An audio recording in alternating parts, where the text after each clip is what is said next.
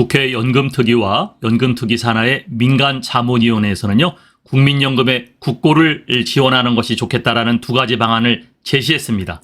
자, 그렇다면 이 두 가지 방안 중에 제가 지난번에 기초연금에도 이러한 조세 방안이 필요하다 그랬는데요. 이 두 가지 방안 중에 기초연금의 조세 방안과 연결되는 그러한 방안이 있었습니다. 자, 그러면 이 국민연금 두 가지 방안과 기초연금의 100% 확대 방안은 연결이 될 것 같은데 과연 어떻게 실행이 될까요?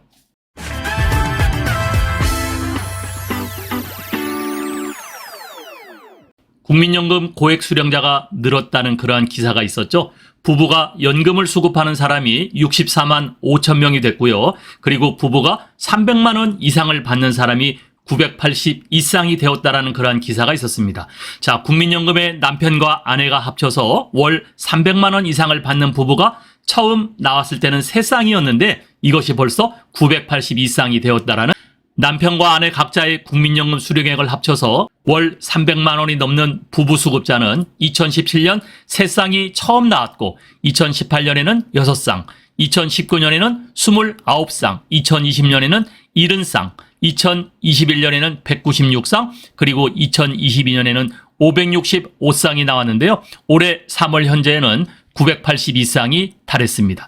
그러니까 지금 벌써 우리가 8월이니까요. 지금은 1000쌍이 넘었을 것으로 보여지는데요. 국민연금이 시행됐던 1988년부터 꾸준히 넣었던 부부들은요. 네, 지금 현재 부부연금 수급자는 64만 5천 명이 되었다. 네, 이런 기사가 있었는데요. 요 밑에 도표를 가지고 한번 말씀을 드려보겠습니다. 네, 2023년 3월 현재죠. 연금 수급자는 64만 5천 487명입니다. 네, 이러한 부부가 받는 평균 연금 월액은 얼마냐? 부부가 받는 평균 연금은 98만 6천 원, 약 100만 원이 안 되죠. 98만 6천 원 정도 되고요. 이 최고로 받는 최고 연금 월액, 부부가 받는 사람은 469만 원. 네, 그리고 월 100만 원 이상을 받는 부부는 25만 7천 명, 200만 원 이상 받는 부부는 2만 6천 명, 그리고 300만 원 이상 받는 부부는 980 이상이라는, 네, 이러한 우리 도표의 자료가 있었는데요. 자, 그러면 부부가 각각 이 국민연금의 노령연금이죠. 이 노령연금을 받다가 한 사람이 먼저 사망을 하게 된다면 어떻게 될까요? 네, 남는 배우자에게는 유족연금을 받을 수 있는 수급권이 생깁니다. 네, 나의 연금은 그대로 받고요. 또 상대, 배우자가 사망을 했기 때문에 유족연금을 받을 수가 있는데, 그런데 우리나라 현행 국민연금법에 의하면 두 가지를 동시에 다 지급하는 것이 아닙니다. 자, 이때 유족연금과 본인의 노령연금과 유족연금의 30%를 합산 금액 중에 더 유리한 한 가지만을 선택하게 돼 있다는 거예요. 자, 예를 들면은 유족연금이 100만 원이고 내가 현재 받는 게 50만 원이다. 그럼 유족연금이 더 크겠죠. 그럴 때는 유족연금을 받을 수가 있는 거고요. 내가 받는 것이 현재 100만 원이고 유족연금은 한 15만 원 정도 된다. 그러면은 그거에 30%를 더하면 약 4만 5천 원. 그래서 104만 5천 원. 네, 이렇게 계산이 되는데요. 어쨌든 두 가지를 한 번에 주지는 않고 유족연금에는 30%를 합산한 금액을 주든지 아니면 유족연금만 별도로 준다는 얘기입니다. 300만 원 이상 받는 사람이 980 이상, 그리고 부부가 동시에 연금을 받는 사람이 약 64만 5천 명. 그러니까 국민연금을 계속해서 납입했던 사람들은요, 이 국민연금을 타는 사람들이 계속 많아지고 있고 또 300만 원 이상자도 늘어나고 있다는 것을 여기서 볼 수가 있었습니다. 자, 그런데요. 어제였었죠. 국회 연금특위와 이 민간자문위원회에서는요, 국민연금 재정 강화를 위해서 국고가 필요하다. 네, 이러한 재정 강화 필요한 토론회를 가졌었습니다. 국회 연금특위 자문위 토론회에서는 국가가 국민연금을 이 지급 보장 책임을 해야 되겠다, 이런 선언이 필요하다라는 얘기를 했는데요. 여러분, 해외를 보면요, 다른 국가들은 이 국고 지원도 연금 재정 고민의 한 축이 돼서 별도의 세금을 걷어서 기금을 충당하는 나라들이 있습니다. 이거를 사회세라고 이렇게 얘기를 했거든요. 자, 여기에 그 자문위원 중에 주교수라는 분은 국민연금 보장 기능 강화와 이 재정 안정을 위한 선제적인 조치로 국고 지원 확대를 모색해야 한다고 이야기를 했는데요. 자, 보험료 부담이 한계에 다다른다. 네, 우리가 55년 가면 기금 고갈 얘기가 나왔잖아요. 그래서 국민연금 재정 기반을 이 자산소득 또 이윤 등에 부과하는 조세, 그러니까 세금을 걷어서 넓혀 나가야 된다. 네, 이런 주장을 현재 있습니다. 네, 두 가지를 이야기를 했는데요. 재정 책임 강화 방안으로 현재 운영 중인 이 보험료 지원에 대해서는 국고 지원, 네, 국가에서 지원을 하겠다는, 결국 세금으로 지원하겠다는 얘기잖아요. 세금을 걷어야 된다라는 그런 얘기였었어요.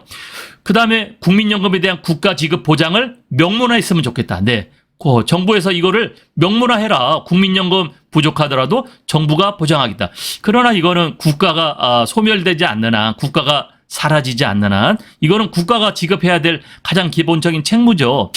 여러분 제 방송을 계속 보신 분은 아시겠습니다만은 저도 불과 몇 달 전에 기초임금에 대해서 이 별도의 목적세를 신설해야 된다, 제 그런 이야기를 했는데요. 이 주 교수라는 사람이 저의 이 목적세 얘기를 듣고서 본인도 이 국민연금의 이 별도의 목적세를 가져가야 된다라고 얘기한 것처럼 보여지는데요. 자, 어쨌든 국민연금 제도의 특수성을 고려해서 당장 재정 투입은 시기상조라는 별도의 의견도 있었습니다. 토론에 참석한 윤석명 민간자문위원이었죠. 이 한국보건사회원 연구위원이었는데요. 이분은 대다수 해외 국가들은 제도 적용의 보편성을 어느 정도 확보했다. 그러니까 그런 나라들은요, 지금 우리가 보험료율을 거의 15%, 18% 이렇게 걷고 있었어요. 우리나라는 지금 9%를 걷고 있죠. 너무나 적게 걷고 있어요. 이 9% 걷는 것이 벌써 20년 이상 지금 그렇게 해왔으니까 중간중간에 이 정부에서 이거를 올렸어야 되는데, 강화했어야 되는데 그걸 안 한 정부도 문제죠. 자, 그래서 어느 정도 확보한 국가들이기 때문에 사회 구성원 대다수가 받을 수 있는 그러한 것들도 문제는 없지만, 우리나라는 지금 갑자기 이렇게 세금, 목적세를 신설한다거나 이러한 재정을 투입한다면 오히려 이거는 좀 문제가 생길 수 있다, 이렇게도 지적을 한 거죠. 그러니까 국민연금을 많이 낸 사람들에게만 더 혜택이 간다. 자, 그러면 국민연금이 없는 우리 60대, 70대, 80대 노인들은 어떻게 하면 좋을까요? 제가 여기에 대한 지난번에 해법을 제시했는데 거기에 제가 목적세를 얘기했었죠. 거기에 대해 다시 한번 말씀드리겠습니다. 부탁의 말씀드립니다. 여러분께서 눌러주시는 이 구독과 좋아요는요, 매주 영상을 만드는데 큰 힘이 됩니다. 여러분 꼭 응원해 주시길 부탁드릴게요.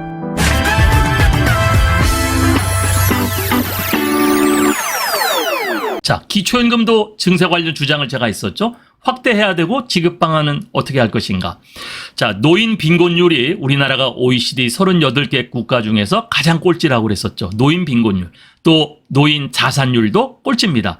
노인이 빈곤하니까 노인 자살이 생기죠. 노인 빈곤을 정면 돌파하려면 기초임금 관련한 증세가 불가피했다. 제가 이것을 지난 4월에 했었죠. 제가 그 국회의원 어떤 그 토론회에 가가지고도 제가 이야기를 했었고요. 또 유튜브 영상을 통해서도 제가 주장을 했었는데, 제가 이런 증세 얘기를 하니까 주은선 교수라는 분이 네, 국민연금에도 증세가 불가피하다, 네, 이런 얘기를 지금 또 했습니다. 네, 어쨌든 저는 좋습니다. 자, 세제 개혁에 있어서 목적세가 필요하다. 자, 목적세를 한번 설명해 드려볼게요. 목적세는 어떤 특정 경비에 충당할 목적으로 부과하는 세금을 말하는 건데, 이 목적세는 어떤 일정한 수익 관계가 있는 것을 말하기 때문에 되게 종료 시점을 정해서 한시적으로 운용하고 있어요. 네, 여기 우리나라도 보면 방위세라는 게 있었죠. 여러분들 옛날에 물건을 사고 하면 방위세가 붙었어요. 1975년도부터 1990년도까지 약 15년간 이 운용을 했었거든요.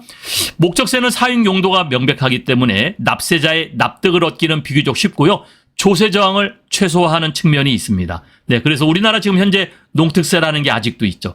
자, 그러니까 이런 목적세를 별도로 걷었으면 좋겠다. 그래서 제가 이거를 연금세 또는 행복세라고 얘기해서 이 기초임금 재원을 마련해 가지고요, 미지급되고 있는 30%의 이거를 지급했으면 좋겠다. 그런데 이거를 계속해서 걷자는 게 아니고 일정 기간을 걷자. 그게 언제냐? 국민연금을 오랫동안 가입한 미래 세대가 도달할 때까지만 우리가 이거를 목적세를 운용하면 좋겠다고 해서요, 제가 이거를 제시한 게 약 10년에서 15년을 이야기를 드렸습니다. 자, 그러니까 지금 현재 70대, 80대 또 60대 후반은 이 국민연금 자체가 없는 사람이 많지요. 이 사람들은 처음 사회활동할 때 국민연금 자체가 없었어요. 또 그때는 정규직만 넣기 때문에 국민연금을 내가 가입 대상이 아니었었거든요. 그러니까 국민연금 자체가 없는데 앞에서 이야기한 국민연금을 강화해야 된다는 것은 기초연금을 받는 사람에게는 정말 그림의 떡이 아닐 수가 없습니다. 자, 그래서 제가 기초연금의 이러한 증세를 이야기했었고요. 이랬을 때 우리에게 얻을 수 있는 이익은요. 조세 공평. 누구나 우리 국민 65세 이상 누구에게나 공평한 기초연금 제도가 운영이 되고요. 또 경제 효과. 이 기초연금을 받아서 결국 이것도 경제적인 소비가 창출될 거 아니냐. 네, 이렇게 말씀을 드렸습니다. 네, 제가 이런 주장을 했었었는데요.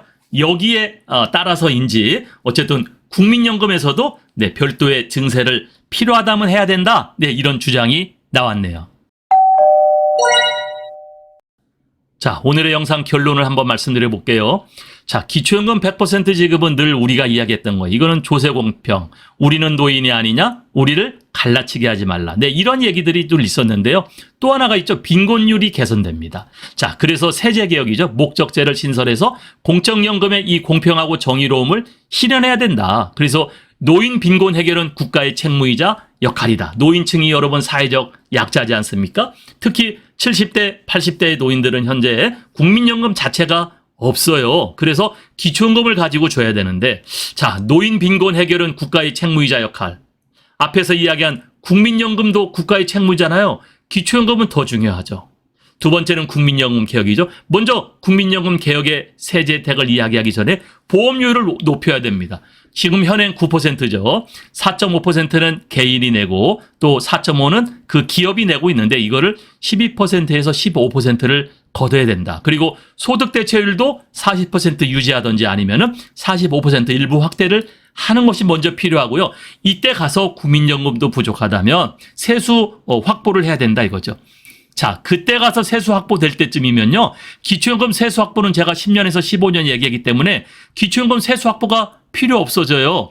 기초연금 세수 확보를 해서 기초연금 지급을 10년에서 15년 지급하고 그 뒤에는 국민연금 재정 쪽으로 투여하는 것도 방법이다. 저 이렇게 보고 있습니다. 자, 그 다음에 우리 기초연금액 40만 원 얘기를 했는데 저는 이거를 조금 계층별로 다르게 가져갔으면 좋겠다. 세수 확보에 따라서 현행 중위층에는 40만 원을 인상을 하되 이건 뭐 공약이었었으니까요.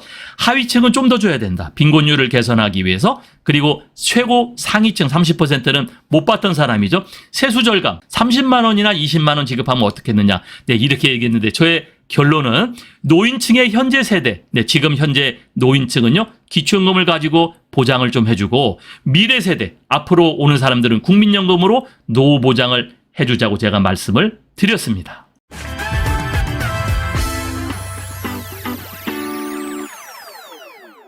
네, 오늘 국회 연금특위와 민간자문위원회에서요. 국민연금에도 국고 지원이 필요하다. 그중에 이 방안 중에 하나가 세수 확보인데 제가 벌써 몇 달 전에 기초연금의 세수 확보를 얘기했었죠. 자, 이것이 실행이 되면 결국 기초연금도 세수 확보가 가능해진다.